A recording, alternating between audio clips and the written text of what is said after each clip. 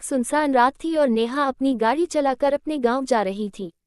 उसका सफ़र लंबा था और रास्ते में अंधेरा और सन्नाटा छाया हुआ था। नेहा का दिल कुछ अजीब सी घबराहट से भर रहा था, लेकिन उसने अपने डर को टाल दिया और सफ़र जारी रखा। रास्ते में कोई स्ट्रीट लाइट नहीं थी, सिर्फ उसकी गाड़ी के हेडलाइट्स के उजाले में रास्ते दिखाई दे रहे थे। वो अपनी हाई सोचों में खोई हुई थी कि अचानक उसने अपने हेडलाइट्स के आगे कुछ देखने का एहसास किया।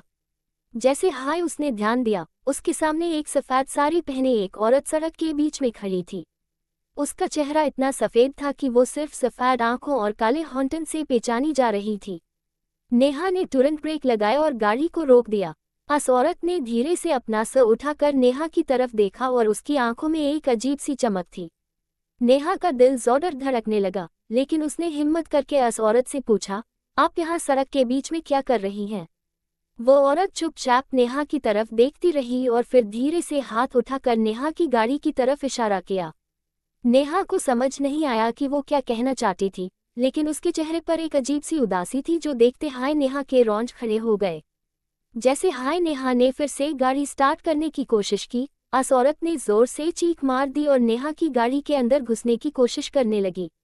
नेहा ने डर के मारे गाड़ी को और तेज कर दिया और पीछे मड़ के देखा, लेकिन इस औरत का चेहरा अब भी उसके सामने आने लग गया।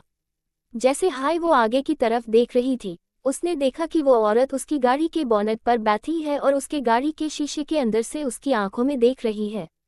नेहा का दिल थम गया, उसने जोर से चीख मारी और अपनी आंखें बंद कर ली।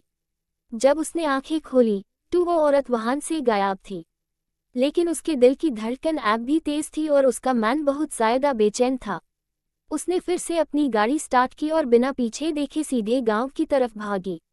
अगले दिन नेहा ने अपने गांव के लोगों से इस विचित्र घटना का जिक्र किया तो लोगों ने कहा कि वो औरत एक आत्मा थी जो कई सालों से इस रास्ते पर भटकती थी, क्योंकि उसका इसी रास्ते पर किसी के हाथों हत्या हो गई थी।